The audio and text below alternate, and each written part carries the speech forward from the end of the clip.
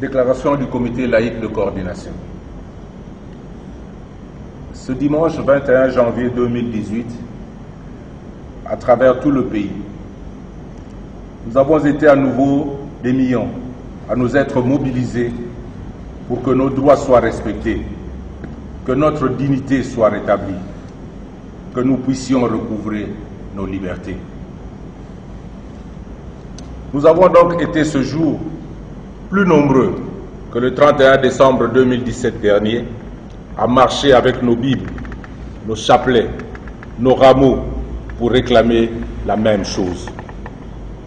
L'application stricte et intégrale de l'accord de la Saint-Sylvestre, c'est-à-dire la libération sans condition des prisonniers politiques, la fin de l'exil des opposants menacés à leur retour au pays, la libéralisation des espaces médiatiques et la réouverture des médias injustement fermés, la fin du dédoublement des partis politiques, le libre exercice des activités politiques par tous, notamment le droit de manifester, la restructuration de la CENI, la confirmation par le chef de l'État qu'il ne briguera pas un troisième mandat comme l'exige la Constitution.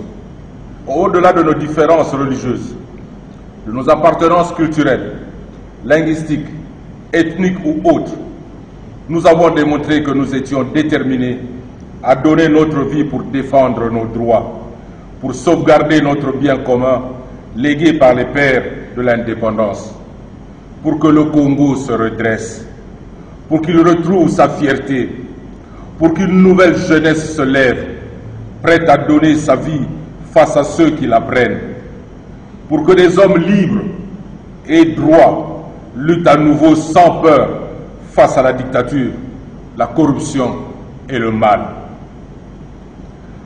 La grâce de Dieu a pris la tête de notre combat. Encore une fois, la réponse à nos revendications a été la répression aveugle, méchante, barbare. Encore une fois, le bilan est lourd, très lourd.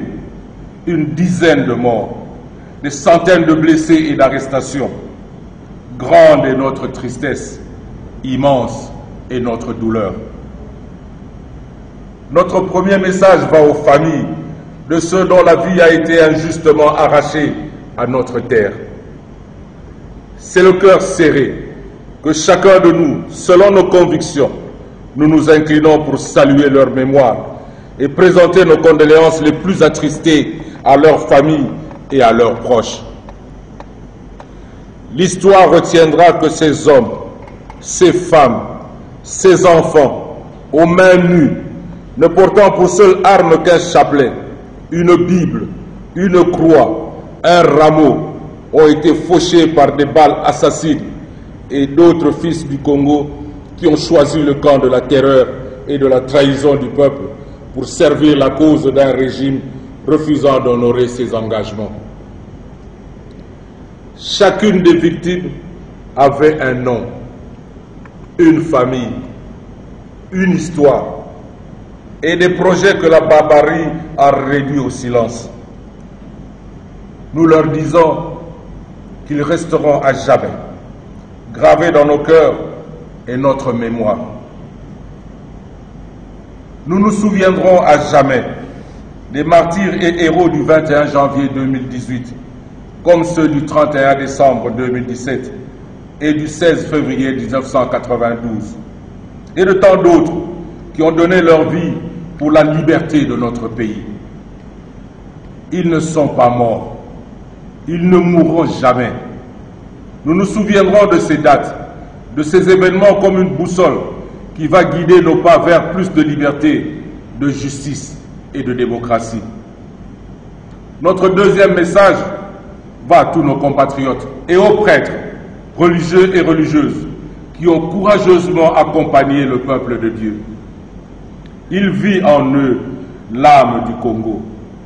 Nous leur disons merci.